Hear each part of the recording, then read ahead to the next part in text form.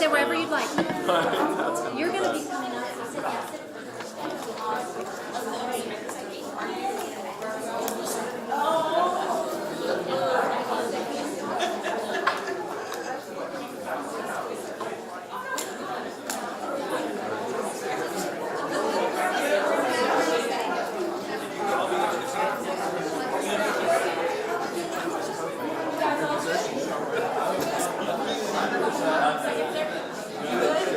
Oh, hi, how are you doing? Good to see you. You got what you needed? Yes, okay.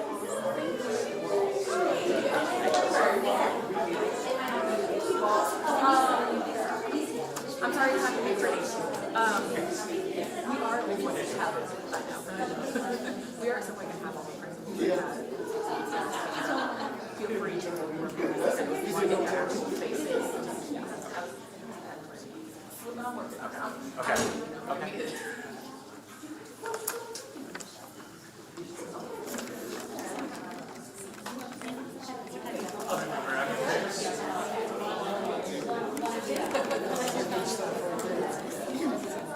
Oh, 101, we're late. Okay.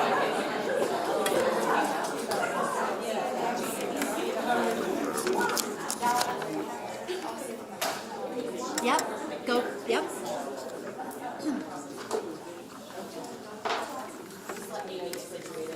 Hey, it's okay.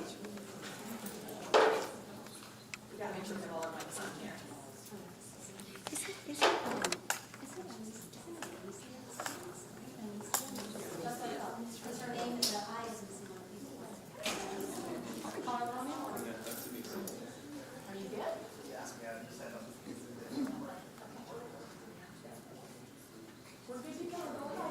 Oh, thank you.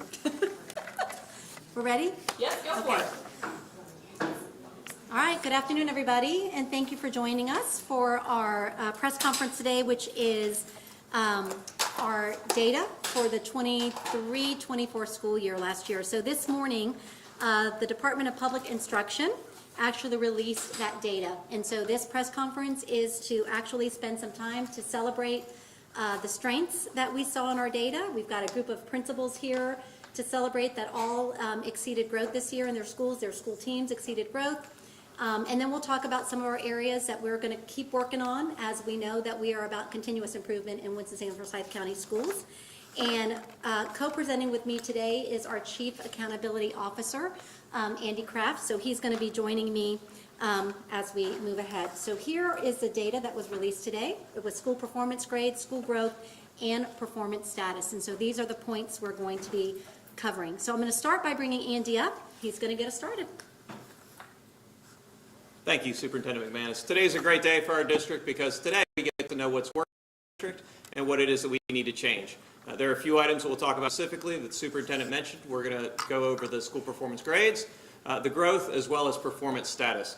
You know that our schools don't get captured by a single letter grade, right? If you've ever been to Friday Night Lights and you've seen a football game, or if you've ever been in this media center after school, you see the clubs that are going on. But nonetheless, these school performance grades measure important things. They measure things like reading, math, and science proficiency. And you see the number of schools that we had in each category. We had 4 A schools, 15 B schools, 20 C schools, etc. We're particularly proud of the many schools in our district that improved their letter grades. Some of those are here today, right? Cook Elementary School went to a C, never been a C before, particularly proud of them. Griffith Elementary improved their letter grade as well. That's one measure we have of our school performance grades. A second measure is growth. The question answered here with growth is, how did your school do, how did your students do compared to other similar students across the state of North Carolina? And these principals are here today because they exceeded expected growth. In fact, 2 of these principals are the highest performing principals. They represent the highest performing schools in the Piedmont Triad. That's at Atkins High School, Mr. Chris Nichols, and that's at Reagan High School, Mr. Brad Royal. These are top schools, numbers 14 and 17 out of 2,000, more than 2,000 schools across the state of North Carolina. But again, all of these schools exceeded expected growth. They outperformed their peers across the state of North Carolina. We're proud of their performance. Just a little bit, there are other schools as well that exceeded. Yeah, so these are exceeding growth, and we saw our meeting growth. And then the third column were schools that did not meet growth this year. And so I can promise you that schools that did not meet growth have already been analyzing their data from the moment they got it They've got their game plan for this school year, and we have our game plan as a school district. But we are going to celebrate this group of schools today, so I'm gonna call out the schools. And so our principals, if you would just stand when we call your name. So Atkins High School, Chris Nichols, congratulations. Brunson, I don't think Brunson, if Anicia came in, but Brunson Elementary, Anicia Scales. Cook Literacy Model, Cook Elementary, Selena Tribby, yay. And Selena will be speaking to us today. We've got Diggs Latham, Cassandra Dobson, awesome. We've got Griffith Elementary, Tiffany Kraft. Jefferson Elementary, Katie McGregor. We've got Kernersville Elementary, Teresa Rose. And we chose the Kernersville today because our middle school, and I'll announce that one next. It's Rachel Sanchez, Kernersville Middle, yay, Rachel. But our two Kernersville schools, this is the second year for the elementary exceeding, right, or more? More. Oh, it's continuous exceeding. And our middle school, and I will tell you, our middle school, you'll see as I'm calling out names, there are probably less middle schools in the room. But Kernersville continues to exceed growth year after year after year. And so we're hosting here today because of that. And I know it's a team effort. You've got some of your team members in the back of the room as well. It's a team effort. We've got Trent Watkins, Conoke Elementary. Great job, Trent. We've got Neil Raymer, Meadowlark Elementary. We've got Marquita Johnson, Mineral Springs Elementary. We've got Justin Markell, Moore Magnet. We've got Brad Royal, Reagan High School. Diana McIntosh, Walkertown Elementary. Ayana Sutton Chaplin, West Forsyth High. And Brian Brookshire, Whitaker Elementary. Yay. So again, those are schools that exceeded growth, and Mr. Kraft explained what that meant. And then we have a whole group of schools that met growth as well. So when compared to similar schools, they met growth. They performed similarly to them across the state. Oh, yes. Oh, of course. Andy, you're going to do this one? Okay, thanks. Okay. Thanks. As we said, we're here today to learn what works in our district and what we need to change. And we do that through looking at school performance grades. We look at that through growth. And then finally, this status, this performance status. The state of North Carolina designates some schools as low performing. That is, if they received a D or an F and they did not exceed expected growth. This little visual you see on the screen emphasizes the majority of our schools are not low performing schools. There are some, and that's where we focus as school administrators to say, what are we going to do to improve the outcomes? Obviously, we know those answers. Those principals are here in the room, and they can tell us what worked in their schools, and those are the lessons that we apply in our schools that are struggling. So, one of our goals, as we know, is our reading goal at third grade. And everyone knows we set a goal a few years back of 90 by 25. This is that last year. And so we still have time. But this data, just to say, we grow every year. We've grown since post-pandemic, we've grown every year. And so we are at 46.4% right now, which was another, I think, about a 1.6 percentage point gain from last year. So again, we want to accelerate that faster, but at the end of the day, we are moving in the upward direction around reading proficiency. And I will tell you, as we think about what that is attributed to, as I walk through classrooms in our school district, our teachers are providing quality instruction that is based on the science of reading every day. And you can see that through the work they're doing in whole group instruction and small group instruction. And then our MTSS process. I mean, our schools are incredible with data. About analyzing that data, drilling down, and making sure that kids that need extra support are getting that support. And that's when I have been in awe at Kernersville Elementary, seeing the reading and what those plans are. And they are intricate plans. And I think at the end of the day, when there is a clear plan, clear focus, and it is implemented at the highest level, you see results like that. And so again, one thing to shout out with all of this is there are some schools, although it was a 1.6 percentage point gain, there are some schools that had gains. I think one of the highest was a 14-point gain in third grade reading. And it goes down, but many of schools, I think it was 9 that had about a 8-point gain to 14 percentage point gain. So that's, when we can achieve that across the system, that is when we're going to see those breakthrough results. Right now, we have those pockets of excellence where it's happening, and our goal is to really get it across the system. Other areas that we are excited about, we did also see some improvements in reading, math, and science. And so this shows some of those, the successes that we feel we had this past year, last school year. And so fifth grade reading went up by 3 percentage points. And we talk about percentage points a lot for a system to go up. I mean, anything up is better than anything down. I mean, that's obvious. Anything up that's green is a good thing. But then when you get to 3 points, 3.5 percentage points, 4 percentage points, that's success. And our principals know that as they're monitoring their own school data, like to move up 3, 4, 5 points. I mean, last year I think it was at Moore, I think you all moved up like 25 points in one area. Like, that's incredible. And so we're going to be learning from the successes of these schools. But at the end of the day, fifth grade reading, fifth grade science went up 3 points, eighth grade math, I think it was math 1, right? Eighth grade math 1 went up 4.3 points. And then fourth, fifth, sixth grade math went up between 3.5 to 3.9 points. So again, these are the areas that went up. We have some areas as we look system-wide that went down. And so when you think about overall data, you have, we're celebrating successes right now, but also analyzing what went down and why, and we have clear plans to attack those items. But again, it's about the plans and the implementation. And there are some things we've done over time that, like for example, having, Envisions Math. This is the second year of a clear curricular resource across all schools, and that's very important as we think about that. Small group instruction in math is important. Schools are actually focusing on that in math. So there's many strategies that we know get results, and it's about making sure they're implemented in every school. Our theme this year is really about support and accountability and a balance of both of those.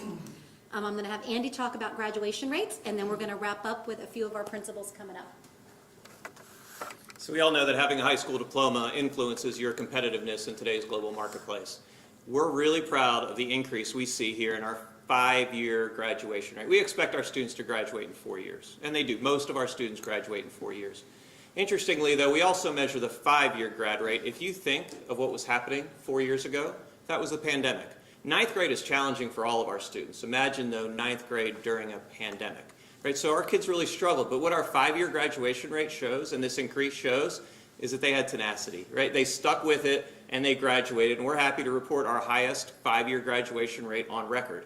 And so that's a sign. That's something we typically don't report on. We typically just monitor that 4-year grad rate, but the tenacity that our students showed in graduating and sticking with despite the challenges they experienced that first year of their high school during the pandemic.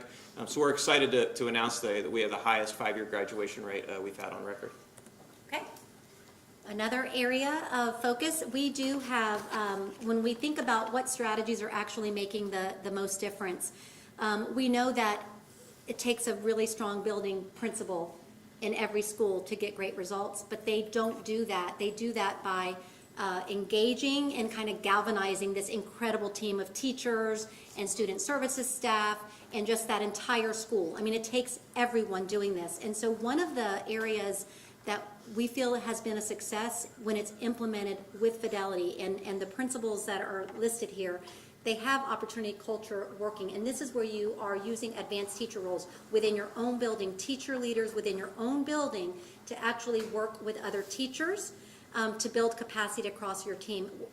It increases ownership, because again, when you start to get really great breakthrough results, it's when your staff owns these results, owns the strategy, owns the improvement efforts. And you'll see that, like if you were to walk around Kernersville Middle that we're at today, you see that. It is like an all-in team effort. And I bet if you went around and asked every principal about that, they're going to talk about that same thing. So opportunity culture is really about these advanced teacher roles. And it's a unique and innovative staffing model. Our school district was honestly out the gate. When our state started this, we were out the gate like early adopters of this, and we have expanded. How many schools are we in now with opportunity culture? We had 23 last year, we're going to go to 30 for next year. So we have 30 schools that are using this model, and principals have to be very strategic within their allotments to be able to do this, because they're freeing up teachers to be able to be working alongside their peers in leadership roles. I always say, district, support is really important, but the magic happens every day right within our school buildings. And so when you can develop teacher leaders and staff leaders within your building, it increases ownership and you get great results. So we're excited about the fact that these schools listed here are opportunity culture schools, and that's a strategy we want to continue to lift up within our school district. And so with that said, we are going to bring up 3 of our principals to just share like what led to your success. And they are very humble people. But we're asking them to share specifically, like what was it that you feel really helped you get these results? All right, so let's start. We'll start with Selena Tribby from Cook. And Selena, by the way, at Cook, again, they have exceeded growth for the last 5 years. They moved their grade to a C grade. And it's interesting because you might be thinking, oh, you can exceed growth and be a school that was rated a D. And the answer is yes. And that's frustrating for principals, right? It's frustrating because you're like, because that grade actually, it can be, I'm just going to say demoralizing, I think, as a former principal that was always trying to bring up that grade. But Selena, you got to that C this year. You've exceeded growth 5 years in a row, and that is extremely difficult to do, and we congratulate you. So come on up and share a little bit. Yay. Good afternoon, everyone. Today, I had an opportunity to read a quote from on Facebook that really spoke to Cook Literacy Model School. And the quote was, we are not the sum of our setbacks, but we are the heroes of our comebacks. And that describes the students and the staff at Cook Literacy Model School. They are dedicated our staff is dedicated to our students with high expectations. Our students are some of the most resilient students that I know. I've had the opportunity to serve. They come in every day ready to learn, and if they're not ready, we make sure that we have an environment that gets them ready.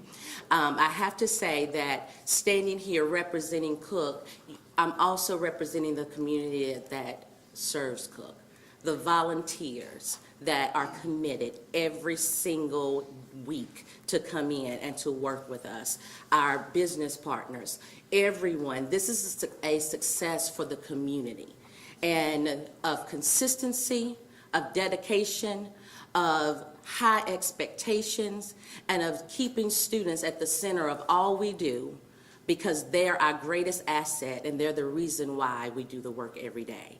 So hats off to our students, to our families, to that amazing staff, and to the community for the success of Cook Literacy Model School. Thank you.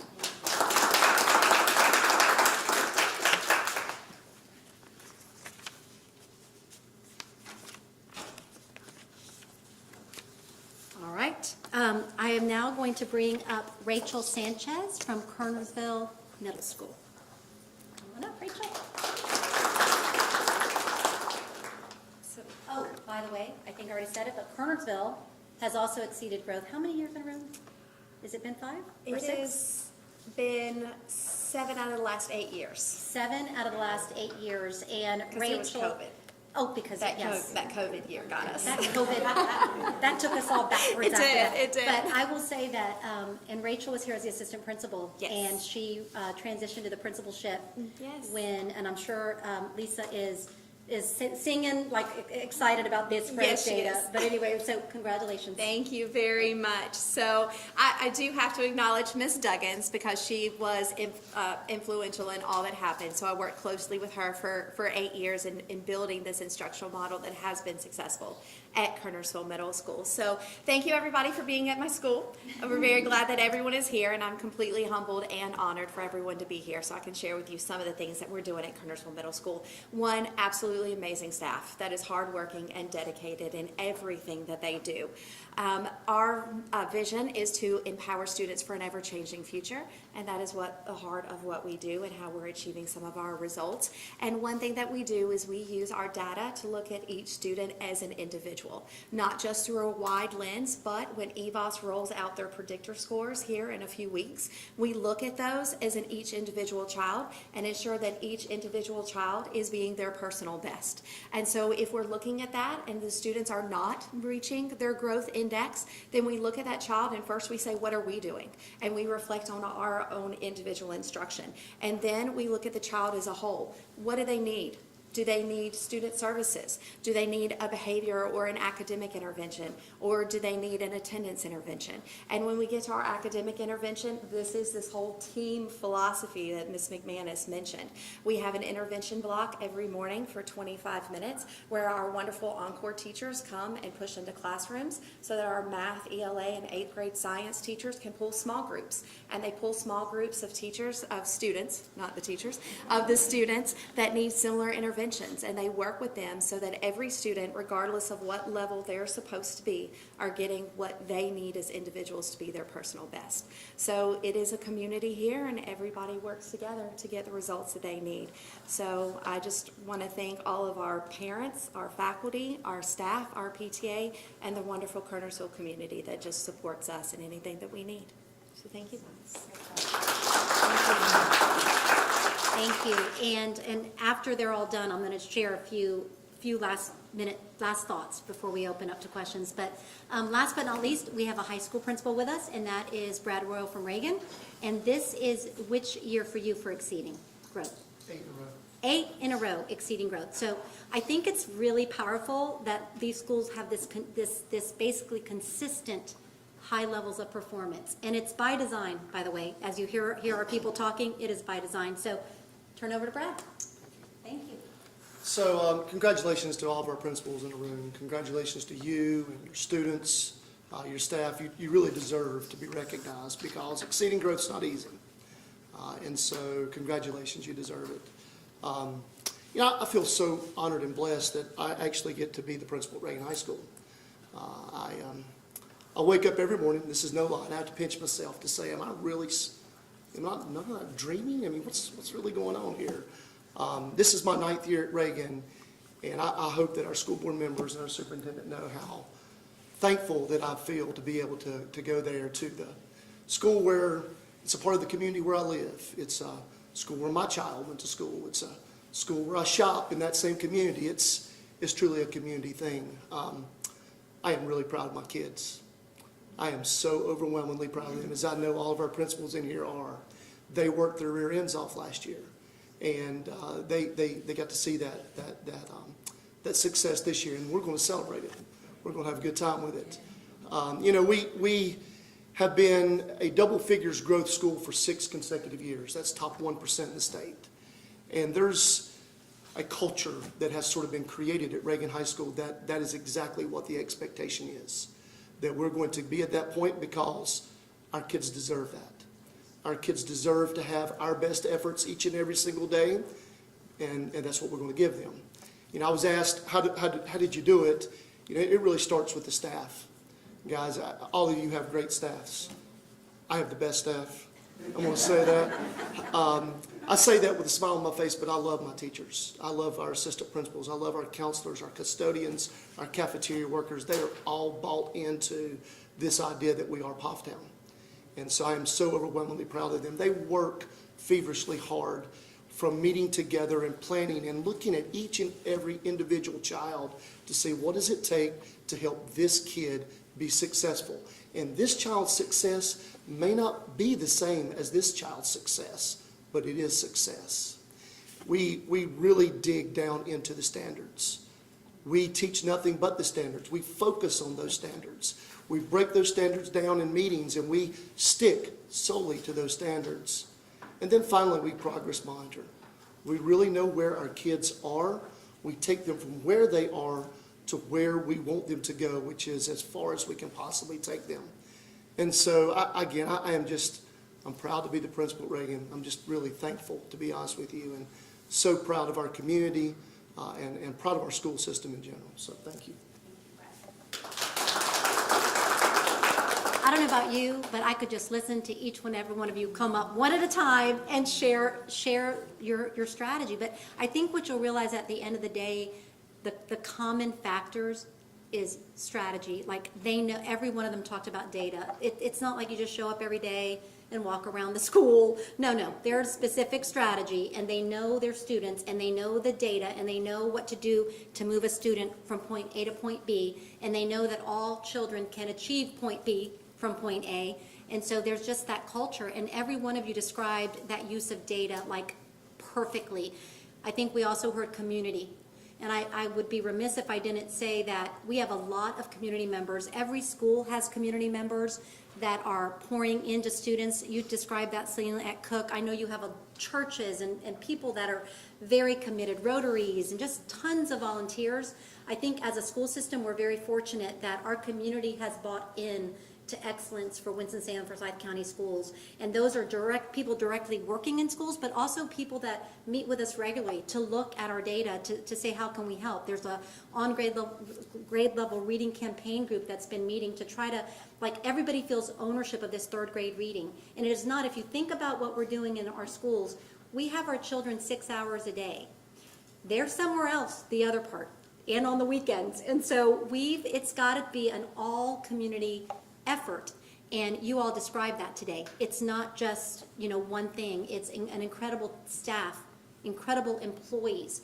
So, engaging, recruiting and engaging and retaining incredibly talented employees is one of our key areas of focus as well. So we're very excited.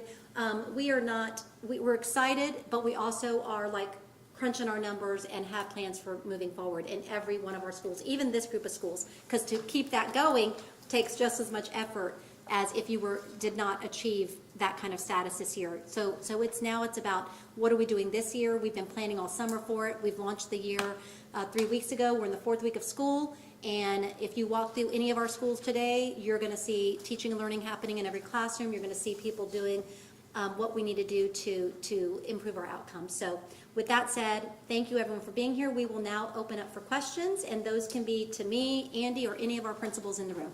Yes. Can I ask Ms. Tribby? Yes, come on up, Selena. Yes. First off, I'm wondering how many years you've been principal, or maybe as an AP, but how many years have you been at Cook? I'm starting my 4th year. 4th year, okay, Yes. principal. And also, I've been around long enough to know that it wasn't so long ago that Cook was, I think the term was a failing school, many years back. Many years. Yeah, so can you tell me a little bit about, I don't know if you even have any faculty left from that era, but was that anything that has ever created any sort of cloud over the school that took some years for y'all to move past that to where you are now? Oh, so good question. Yes, we do still have some staff members that have been there many years. Anytime you have a negative perception in the community about your school, it's always one that you're trying to overcome. And so as a staff, we sit and we talk about that. And we talk about how can we make Cook the best school in the district. And we think we're the best school. We often say that we are the diamond in the rough waiting for our time to shine. And this is our time to shine. And so the best way that we have talked about overcoming the negative is by doing the work. And that means taking our children from where they are when they walk in our door, loving them every day, telling them that they can be successful and they will be successful, and working together to make sure that they're successful. Bringing in our community to provide other opportunities, and just embracing our children and doing the work, whether that work is academically, whether it's emotional, whether it's a social piece. We are all hands on deck at all times for all of our children. And when this grade is announced and you get the C grade, how is that maybe celebrated or announced with the staff and the kids? Oh, we are. The party is in the plan. It is, it is a time to celebrate the work of the kids and just let kids know that their efforts equal achievement. What they put in it is what they're going to get out of it. We say that every morning on our announcements. We also tell them that they're loved, because love speaks volumes. And so we're going to party. We're going to have a day of fun, and we're going to assess the fun some kind of way. Thumbs up, thumbs down, to the side. Yeah, every day is a day of fun. But at Cook, when we make this announcement, we're going to assess, but we are going to enjoy school and let children be children. And our staff love and support and have a good time for their hard work as well. Good question. Other questions? Yes. Yeah, I heard some things mentioned, like intervention groups to help students with certain, like topics. Is there a specific action that has been the most effective in raising grades? I don't think there is one action. I think as you listen to it all, there are a series of actions. And I will tell you the very most important, well, there are a few most important, but one is really strong instruction, core, we call it core instruction every day for all children. Then you go into, so if a child needs more support or help, what happens next? And that's where the interventions come in. But you're not going to intervene your way to becoming an A school. You've got to have really strong core instruction and intervene for the students that need more. In addition, we cannot say enough, our district has been very focused on social emotional learning and the thinking about the whole child. Children, number one, have to be in school and present to learn. If you look at our data over the past few years, we're reducing that chronic absenteeism, but after the pandemic, absentee issues were on the rise. And so like if you're in first grade and second grade, critical years to learn reading skills as you go into third grade, where we want all kids to be on grade level by third grade, you've got to be in school to get those skills. And so being present is really important. And how do you increase attendance? Is having kids really want to be in school, having them excited about coming to school. And so that's where this whole idea of I'm excited about what I'm learning. I feel like I belong here. There's a sense of belonging. I want to be here. And for our older kids, it might be belonging to something else outside of even your academics. It might be your athletics or your extracurriculars. And so we're educating the whole child, and that means academics and the physical, the mental, the behavioral, the emotional parts of our children as well. So I don't think it's one thing. I mean, because you heard about that detailed the planning for interventions, the planning for strong core instruction, the use of good quality materials across every school. You can't have one school using 25-year outdated materials and one having state of the art. So it's like everybody having access to high quality materials. And then you heard about community. You heard about ownership of teachers and staff in your schools. So we know the factors that lead to success. It's about them all being implemented at the same time at the highest level of quality. And that is a big job for the people sitting in this room. It's a big job. It is not a 9-to-5 job. It is literally, not that a 9-to-5 job is not a big job, so no offense there, but it is literally a huge job to do all of that and do it really well. So I think principals, would you agree with what I said? It's not one thing. But there are strategies. I will say something though, that our state, when it comes to reading instruction, there has been a lot of research on the science of reading. And we do know that the way you teach reading is really important. And our district was, out of the gate, one of the districts that adopted the science of reading and put all of our teachers through training. We've been able to sustain that training for all K-5 teachers. You've got to be using the right strategies to get kids to be reading on grade level. And I will say that has been important and will continue to be important as we move forward, is making sure that our teachers are equipped to teach reading.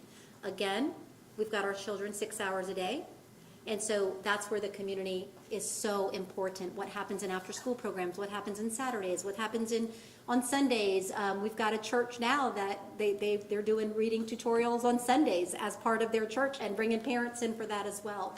And then parents are key to this as well. So it's a team effort. That is to say the least. So, yes. So from the schools that maybe didn't get the grades that they were hoping for, I'm wondering if you can talk about the challenges that come with these school performance grades and the way that they're calculated and what it means to be or B or an F. Yeah. So what I will say is that, the state had talked about redesigning the grades. And last year, I think we spoke about that. I was thinking, actually, there were, superintendents gave input onto many things that we wanted to look at that were beyond just a test score, one test in time. But that included other things like extracurriculars and surveys, climate surveys and things like that. I'm not sure where that's at, but it's not happening right now. So what we do know is the grades still continue to be calculated in the same way.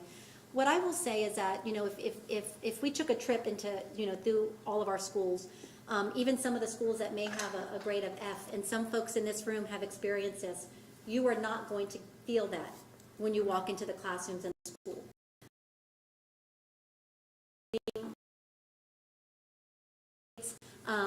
The schools that have gone down in their grade or have not moved up, they're feeling that without anybody else making them feel that. I will tell you that. Like that's as a principal that I used to be a principal that was in schools that just continued to fight for that grade, and it can just paint this picture of people thinking, oh well, this is an F school, but that's not. Our schools are not an F school or a D school. Our schools have great staff and great kids in them and are doing great things, and that is the letter grade they're given.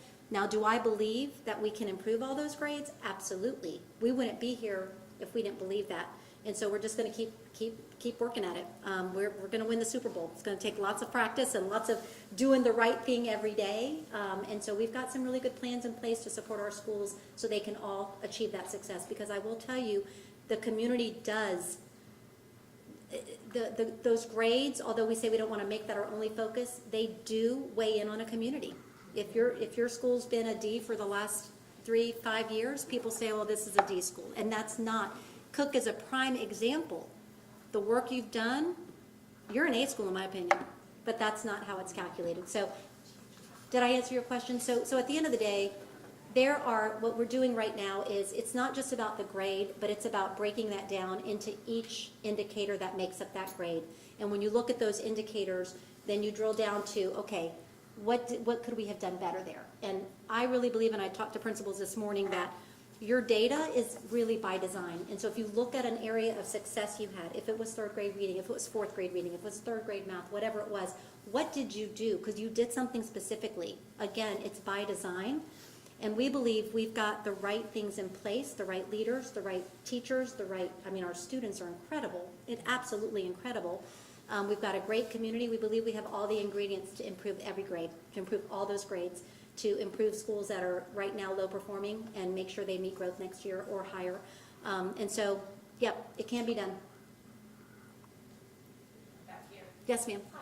So you're talking about the school grades, but you're also talking about schools that are exceeding growth, regardless of the grade that they were receiving. Yes. What does that really mean, and what should families take away from that metric maybe Versus the grade? school grade?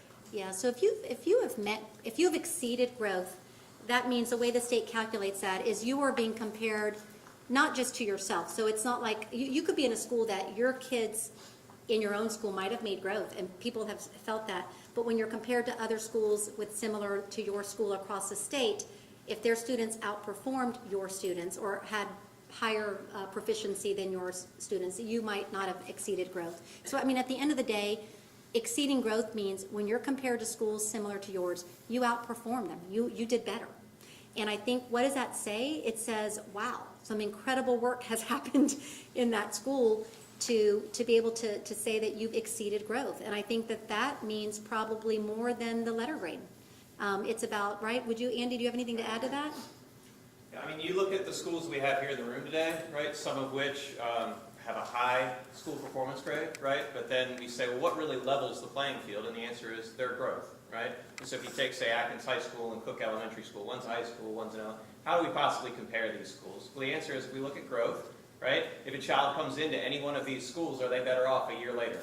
And the answer resoundingly for the schools in this room is yes, they are, right? And so as the superintendent said, we're particularly focused on growth, right? Because we want to know that if a child is given to us a year later, they're better than they were, right, when they got here. And so growth is our way to measure that, regardless of what we call readiness level, whether or not they pass the test, right? That's different than did they grow over the course of the year. So in a lot of ways, we value growth more than proficiency, although they're both important, right? They both are important measures. But knowing how well we move kids over the course of a year is measured through growth, and we think that's a particularly important measure. Very important. When we look at proficiency, though, we again, some of that data that it said, like we went up three percentage points, that is on the number of kids proficient. So that's also something we are very focused on. Like, how are our kids doing, especially as we say, okay, third graders this year, how are they doing now when they get to fourth grade? Comparing those cohorts, and are our kids growing over time? Our goal is that at the end of elementary, if all of our kids are proficient, imagine what that will mean for middle school then, once they're there. And so really, it's about, it's all just about doing what we need to do to make sure that all of our students are successful, and that's every single one of them, leaving nobody behind, so, yeah. Anybody else have any more burning questions? So we have to get these principals back to their professional development day. Yes, we're in a meeting today. Just one real quick question. You mentioned some plans for the schools which may not have reached the grade that they wanted to. Could you share just the outline of those plans, or is that still in the works? Yeah, no. So every school already has their own school improvement plan. I mean, they analyzed the data this past, as they were getting it. I mean, it wasn't released until today, but our schools have been getting it since students were taking tests in the spring, like in May. And so they got it in June, and they've already created school improvement plans, and that's very targeted by what exactly they need in their individual school. We've got district-wide plans that we are monitoring across the entire school district, and we've talked about those during pre-planning. One of those things, honestly, is what we're calling deeper learning, and that is that we are ensuring that instruction in every classroom is that students are able to be actually using our skills in the portrait of a graduate. So are they able to communicate? Are they able to think critically? Are they building those skills of collaboration? And so learning is more engaging when you're thinking critically, when you're collaborating, and when the learning is also rigorous in nature. And so that is really a main focus of work, making sure instruction in every classroom, in every school is at that level. Our students have talked to us about that. We have had a lot of messaging around let's kind of put the Chromebook to the side and let's really engage in that hands-on instruction, and all of our building leaders are working to do that.